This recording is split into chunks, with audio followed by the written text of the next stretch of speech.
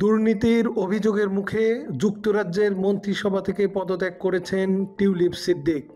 মঙ্গলবার দেশটির প্রধানমন্ত্রীর কার্যালয়ের বরাত দিয়ে ব্রিটিশ দৈনিক গার্ডিয়ান এ খবর দিয়েছে।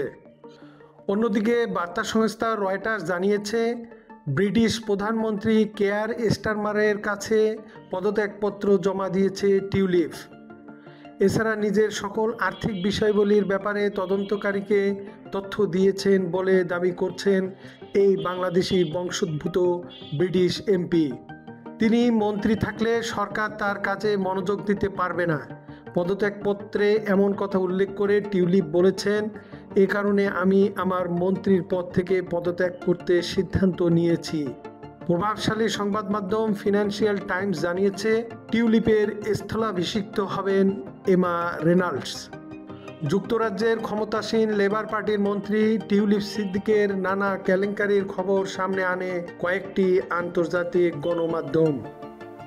সম্প্রতি তার বিরুদ্ধে বিগত আওয়ামী লীগ সরকারের মিত্রদের কাছ থেকে লন্ডনে বিনামূল্যে ফ্ল্যাট নেওয়া সহ বিভিন্ন অপকর্মের অভিযোগ ওঠে।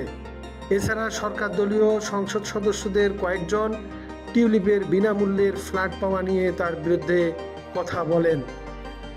সাবেক প্রধানমন্ত্রী শেখ হাসিনা ও তার পরিবারের বিরুদ্ধে রূপপুর পারমাণবিক কেন্দ্রের প্রায় $4 বিলিয়ন আত্মসাতের অভিযোগের তদন্তে শেখ রেহানার মেয়ে টিউলিপের নামও আসে।